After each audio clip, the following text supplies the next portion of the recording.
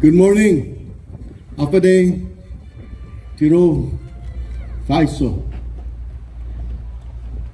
Before I begin, I would like to acknowledge, for some reason, Patty forgot to make this acknowledgement. I want to acknowledge the presence of a dear friend, a family who traveled several time zones to join us this morning.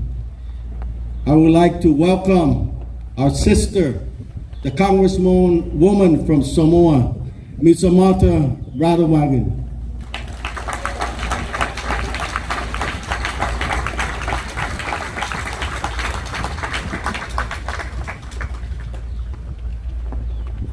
Chief Justice, thank you. Distinguished guests, dignitaries, fellow citizens, specialmente hamzuni mangwajajun natoto maranas. It is fitting that I take my oath of office today in what we used to celebrate as Commonwealth Day. In 1975, exactly 45 years ago, on this very ground where we stand and sit, the first governor of the Commonwealth, Governor Carlos Camacho, was sworn into office, establishing the first constitutional government of the Commonwealth and a peaceful transfer of governance that will bear witness every 4 years. This brief lesson in history is not intended to impress you with how old Dave and I are, but to remind us all of the enduring legacy of democracy and the principles of shared duties and responsibilities among the three branches of government, and that the founding fathers of our Commonwealth have bestowed upon us. The Commonwealth was founded on hopes for a better future in political union with the United States of America, expressed through the covenant in our Constitution. This is the Commonwealth that we celebrate today. What our founders built is not perfect. It is not intended to be so. The Commonwealth, as with any democratic form of government, is a living and breathing, oftentimes unwieldy institution, defined and shaped by the will of the people in every election.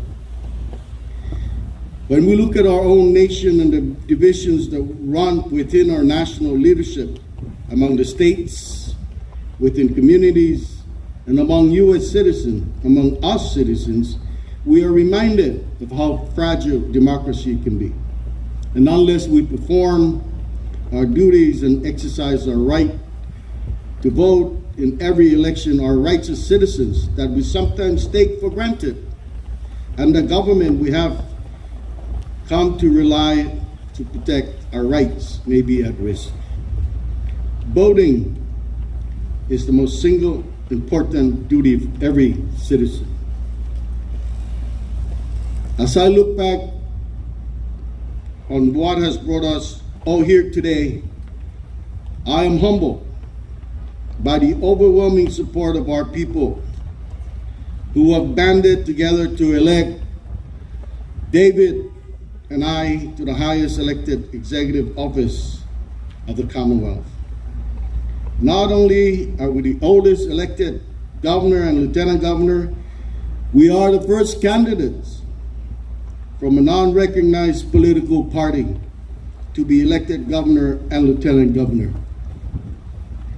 I say this not to pat ourselves on the back, but to acknowledge the winds of change in the Commonwealth. The people have spoken and their voices were heard.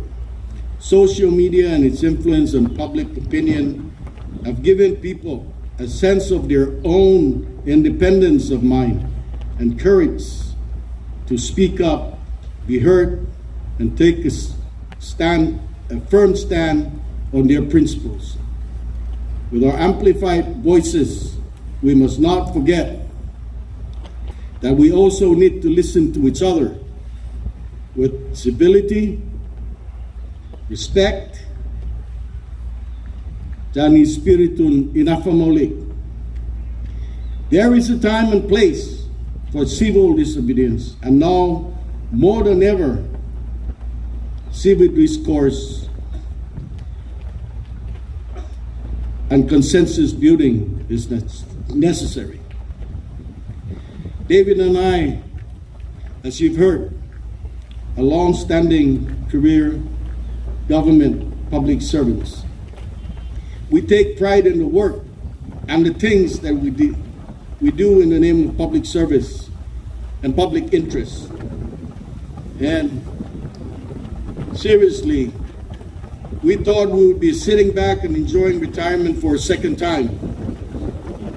But what we saw more than a year ago compelled us to reconsider. The Commonwealth was facing a moment of crisis and in need of credible leadership. Our people deserve better than where we're at today. By taking the oath of office today, we recommit ourselves to another term of public service and to lead the Commonwealth through this moment of crisis. And as our friends in Guam have made a motto, make no mistake, we are all in. We are all in to rebuild trust, restore confidence, and to bring back integrity and credibility to our government. For the task before us, there are no easy answers, no quick fixes, just plain old hard work and sacrifices. We are aware and prepared to work harder than we've ever worked before, to do what it takes to write and sail and navigate toward a better future for the Commonwealth. In doing so, we will be honest about what we're doing, why we're doing it, and what we hope to achieve. What propelled people to the poll in November is fiscal accountability and a growing evidence, unfortunately, of squandering of tax dollars. With disaster recovery efforts incomplete and a continuing global health pandemic taking an unimaginable toll on our economy and our lives, the alarm went out on the need to rein in excess government spending and to use public funds wisely. When unchecked, the arrogant use of power never amounts to any good. The people saw through the attempts to hide what greed and corruptions have sown. And in recent days, the revelation of what the much advertised boost program may have just given us a glimpse of the scale of mismanagement and irresponsible use of public funds. The emerging facts, my fellow citizens, on the state of our fiscal health is dismaying, and potential consequences for the Commonwealth that we should be aware of. Our people deserve so much better. We are prepared to take charge and rebuild your trust in your government. And we will need the support, collective leadership of the Commonwealth. We will need the support of every elected public servant in the Commonwealth. to get this done. To get ourselves back to fiscal stability, we must do so by exercising fiscal discipline. And leading by example is not a problem for Dave and myself. We are both known for our frugal ways. We don't look for luxury travel or extravagant expenses for fixtures and unnecessary use of public service and resources for personal or leisure time. The time to live within our means is truly come. We will work closely with our legislature to pursue initiative to stabilize the fiscal health of our government. And we will review past use of public funds and will pursue, with the assistance of the Attorney General, the options of recoupment from those individuals and companies that are made out like bandits. Our people deserve better.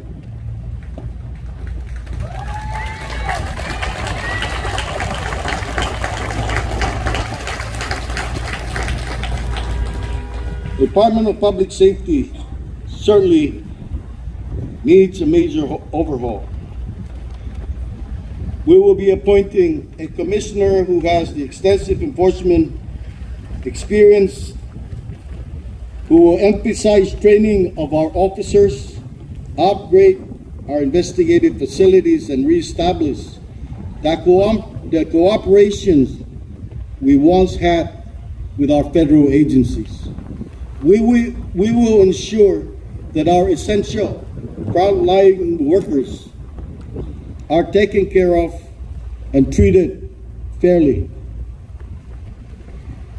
We will get back on track with our disaster rebuilding projects, especially for our schools at PSS. We will hold our housing corporation and the Public Assistance Office to the fire. They will be put to task to ensure compliance as deadlines for use of federal funds approaches. We will strive to construct the new school building that our federal partners have entrusted us to do. Our children and the educational systems in the Commonwealth have borne the brunt of our natural disasters and the pandemic, and they deserve way better than the U2 emergency temporary tents that perhaps are still being used for over 4 years. Our Board of Education and PSS must account for that delay. Seriously, we have to do better. We will take care of our teachers and ensure that PSS receives the lawful share of public funds without delay.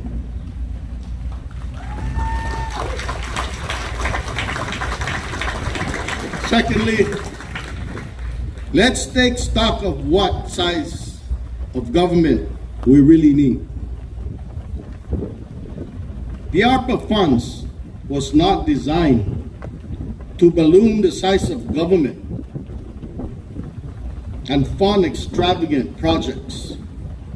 And we will focus on sustainable growth in our workforce. Somewhere we forgot in the process that our existing workforce should be trained, retooled with an upgraded set of skills to keep the daily operations of our offices running efficiently and effectively.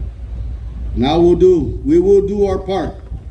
We will appoint experienced administrators to run departments, and certainly will hold them accountable to the duties and responsibilities that they must carry out. We will work closely with our Civil Service Commission to better train our employees. We have heard one too many times from the Attorney General and the Office of the Public Auditor of the need to create a streamlined system within each agency to address procurement and accountability issues through training and performance. Yes, it will take longer to put our government in order to fix our public schools. It will take longer to fix our roads, sewer, and water systems.